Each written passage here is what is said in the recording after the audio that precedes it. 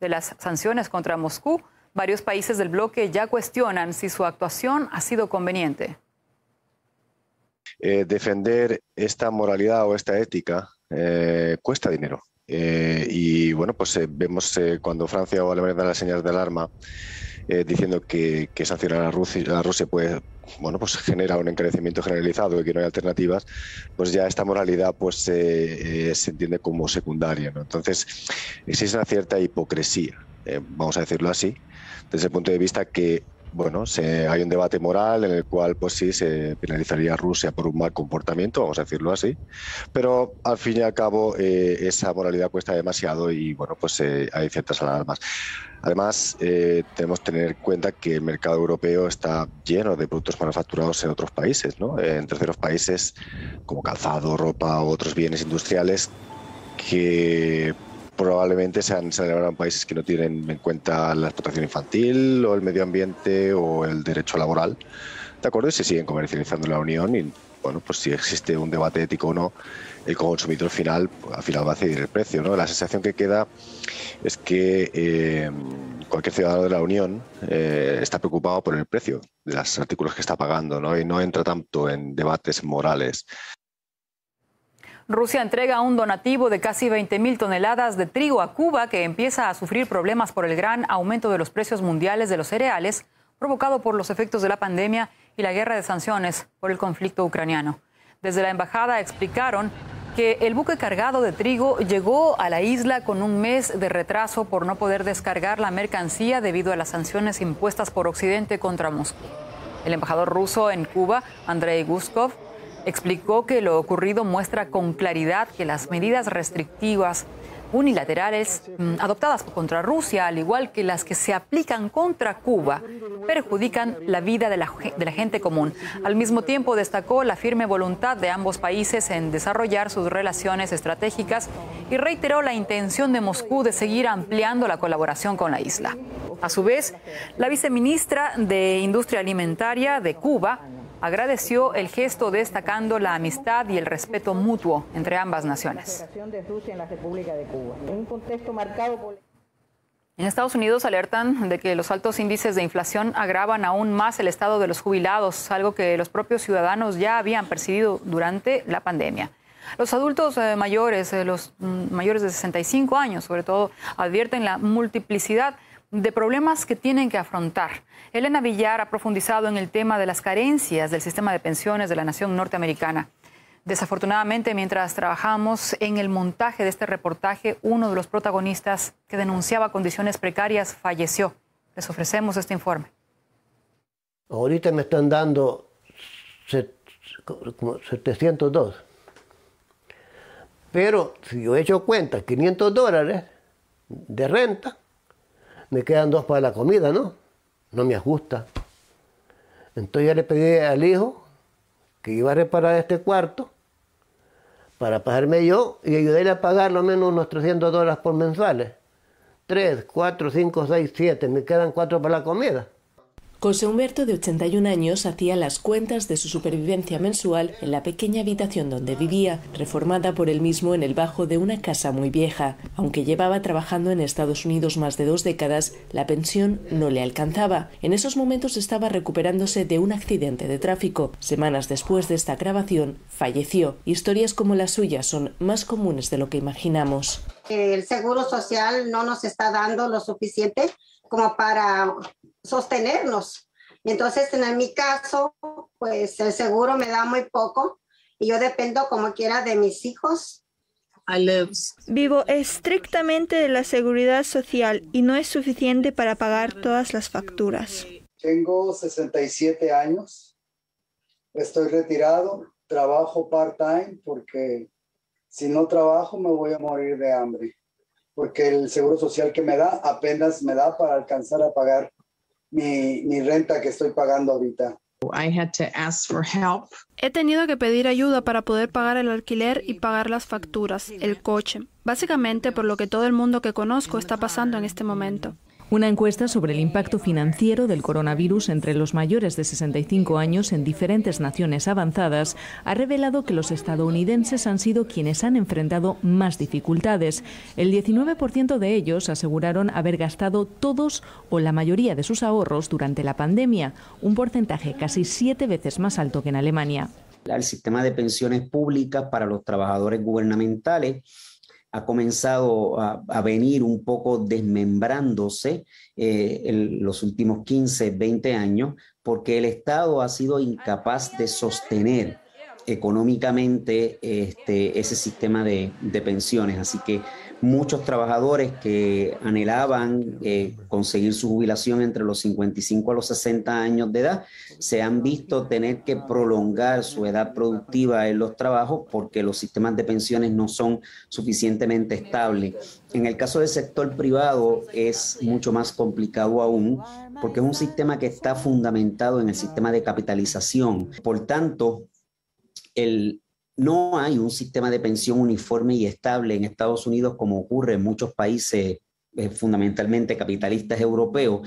Casi la mitad de los trabajadores estadounidenses asegura que no gana lo suficiente para poder ahorrar de cara al final de su vida productiva. Esto en un contexto en el que la pensión media mensual derivada del Seguro Social en 2020 fue de poco más de $1.500 y donde no existe la sanidad universal, pública y gratuita. El programa de salud público para mayores, Medicare, tiene grandes lagunas, además de que cada vez se está volviendo más caro. Medicare está ligado a los recursos, lo que implica que si registras ingresos más altos, deberás pagar más por la atención médica. Por lo tanto, las personas con ingresos y activos de clase media se encuentran con que el acceso a la salud, cuando son adultos, es cada vez más caro. El otro gran problema es que nuestro sistema de seguridad social va a ser insolvente en unos 10 o 12 años. La brecha relativa a las dificultades económicas que los mayores han afrontado en Estados Unidos durante la pandemia es aún más pronunciada cuando los resultados de la encuesta se desglosan por raza. Los estadounidenses latinos y afroamericanos han registrado tasas más altas en comparación con los estadounidenses blancos, 39, 32 y 14% respectivamente.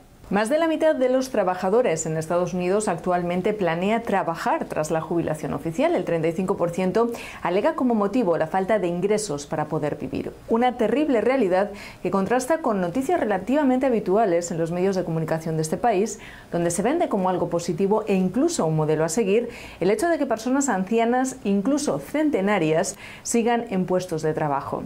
Elena Villar, RT, Estados Unidos. Esta jornada finaliza la cumbre del Escazú, el único tratado latinoamericano para garantizar la seguridad y la protección del medio ambiente en la región. Un acuerdo que, pese a lo ambicioso, no logra frenar los asesinatos de líderes sociales y los problemas con los recursos naturales. Este pacto, auspiciado por la ONU, fue redactado en el 2018 y desde entonces 25 países de América Latina lo firmaron, pero menos de la mitad lo han ratificado. Nuestra compañera María Starostina está aquí con nosotros, nos lo explica todo. Cuéntanos. Hola María Isabel, hola a todos. Efectivamente, hoy hablamos de la lucha de América Latina por su medio ambiente, por sus recursos naturales. No son palabras vacías para la gente de la región que ama su naturaleza y que tiene unos lazos muy especiales con ella. Este viernes se celebra el Día de la Madre Tierra y también se concluye la cumbre de países del Acuerdo de Escazú. Es el único tratado ambiental de la región pionero en lo que se refiere a la protección de los activistas medioambientales. Ahora se cumple un año desde su entrada en vigor, aunque fue firmado en el 2018. Por el momento fue firmado por 25 países, aunque tan solo 12 han ratificado este pacto. Estos son sus pilares: acceso a la información ambiental, participación pública y acceso a la justicia en asuntos ambientales, condiciones imprescindibles para la protección de la naturaleza. Muy buenas iniciativas, pero que se chocan luchan contra una gran cantidad de problemas. Justamente entre ellos es lo amenazados que se encuentran los activistas por el ambiente en la región. ¿De qué se trata? Así es, podríamos describir esta situación con tan solo una frase, que América Latina es la región más peligrosa del mundo para las personas que se dedican a la protección de la naturaleza. Es que según Global Witness, 3/4 partes de los ataques mortales contra activistas ambientales en el mundo tuvieron lugar en esta zona. En el 2020, como podemos ver, el mayor número de asesinatos se registró en Colombia y le siguieron México y Brasil. Y esta dramática situación que se vive en estas naciones contrasta drásticamente con las declaraciones de sus políticos. Por ejemplo, el ministro de Ambiente de Colombia está seguro de que no es peligroso defender el medio ambiente en su país. Todo lo contrario, dijo. El propio presidente de esta nación, Iván Duque, defendió el proceso de paz ante la ONU a pesar de una gran cantidad de los asesinatos de los líderes sociales. Y en Chile, en vísperas fue rechazado el segundo informe de la Comisión de Medio Ambiente. Entre las iniciativas estaba la gobernanza estatal de las aguas y el dominio del Estado sobre las minas. Algunos ecologistas calificaron este rechazo como un golpe. Y lo que preocupa también en esta situación es que las estadísticas demuestran el crecimiento de la violencia contra los activistas medioambientales en la zona. Aquí podemos ver las cifras que pues reflejan este aumento de las hostilidades tanto en Brasil como en México, y por supuesto los países centroamericanos, tales como Honduras, tampoco son una excepción. Esta zona sigue siendo peligrosa para quienes defienden los bienes comunes como el agua, el territorio, la tierra y el ambiente. Muy delicada situación. Muchísimas gracias, María, por el informe. Sobre este tema hemos conversado con la defensora de derechos humanos y ambientales, además fundadora de la Red Nacional del Agua, Juanita de Los Ángeles Ariza, quien denuncia que las empresas colombianas agreden la naturaleza de su nación con el permiso de los gobiernos de derecha que bloquean el acuerdo de Escazú.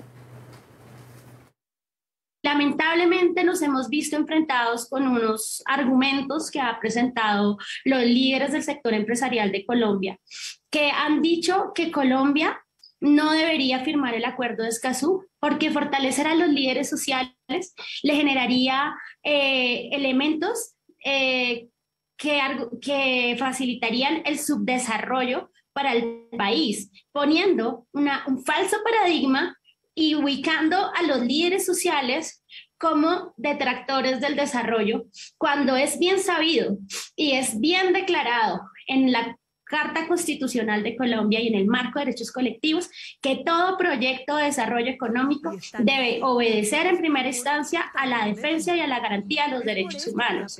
Entonces, lo que ha pasado es que lamentablemente en los últimos años de Colombia, los últimos 6 gobiernos que han sido de derecha en este país, lamentablemente, distintas empresas, como les mencionaba, se han prestado lamentablemente para agredir y para generar muchos impactos negativos sobre nuestros ríos, sobre nuestros páramos, sobre nuestros ecosistemas.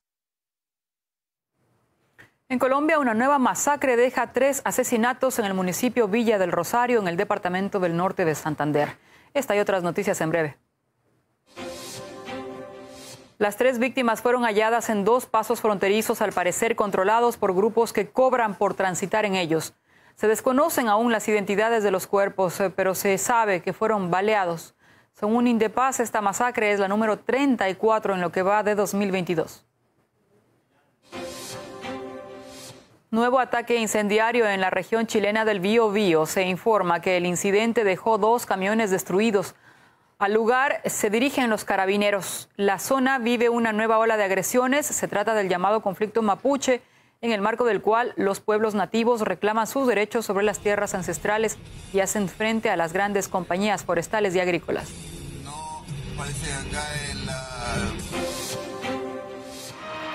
El líder de Corea del Norte, Kim Jong-un, intercambió cartas con el presidente de Corea del Sur, Moon Jae-in, algo que Pyongyang calificó como un indicador de la profunda confianza mutua. Se abordó la intención de seguir desarrollando los lazos bilaterales incluso después del fin del mandato del jefe de Estado surcoreano, que es este 9 de mayo. Y es que se considera que el presidente electo tiene una postura más dura hacia Pyongyang. Momento de invitarles a que se suscriban en nuestros canales de Telegram. RT en español es el principal. También puede seguir nuestra señal en Beca. Ya volvemos.